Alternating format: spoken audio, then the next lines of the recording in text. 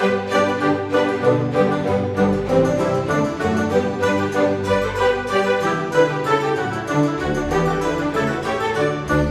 so easy to get disillusioned with politics and political parties these days. Some may seek to find a different party, some may choose to be offended by literally every little thing under the sun, and some may choose to make a writing career out of lambasting their former party.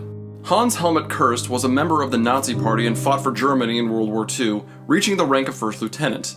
However, after the war, when he learned about the multiple atrocities that the Third Reich had committed, he said, "One did not really know one was in a club of murderers." Using his creative talent, Kirst later wrote his first novel in 1950 called, and I'm sorry to all my German fans for mispronouncing this, Wir nannten ihn Galgenstrick, translated to English as The Lieutenant Must Be Mad. It was a story about a young German officer who went about sabotaging a Nazi garrison. From there, Kirst wrote over 50 novels until his death in 1989 and was considered one of the greatest chroniclers of the fall of Nazi Germany. And that leads us into one of his earlier books, Brothers in Arms.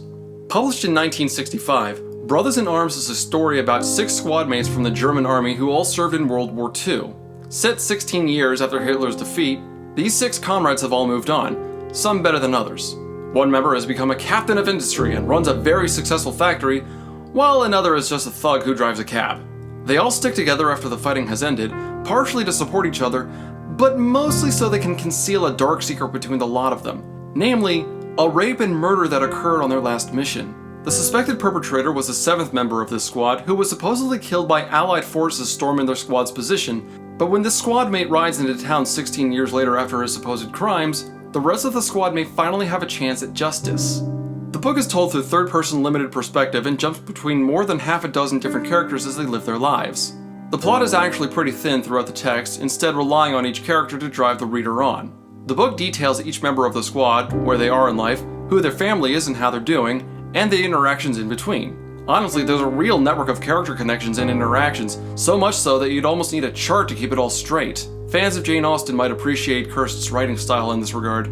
The characters themselves are actually pretty understandable and come out as refreshingly full-fledged. We get a chance to see what drives each character, what makes them happy, angry, sad, how they treat each other, etc. It just makes the story all the richer when the characters come to life as well as they do. If I didn't know this was fiction, I could believe that something very similar may have happened. However, that isn't to say the book is perfect. It starts off slow and actually took me about 140 pages or so before I really started enjoying it. We only get snapshots of the characters, but so many of them are pushed on us so quickly that it's hard to keep it all straight. Plus, the book uses what I'm assuming are several German landmarks and place names that were very difficult to keep separate, and it felt like I was back in school again. This may be less of a problem for a German native than an American, so I'm not actually going to hold that last point against the book. However, the prose does skip around, with each scene usually lasting only 3 to 4 pages. Normally that's not too bad, but with all the different character plots darting about, it can be dizzying to account for everything, especially when the prose slips into a new scene without any kind of a paragraph break. More than once, I had to reread an entire section and find out why 2 new characters suddenly waltzed in and changed the conversation. Speaking of the multiple plotlines though, there's bound to be something that catches your interest. Within these pages are 3 separate murder mysteries, a wedding plot, multiple romance arcs, and the main plot of trying to find the missing 7th member of the squad, who may be the key to revealing everything from the original rape and murder caused during the war. Most of these plots are tied together by the ambitious detective Tantau, who is reluctantly brought on by the squad to find their 7th member, but finds himself brushing into many other problems along the way. If I had to pick a favorite character, it would be him.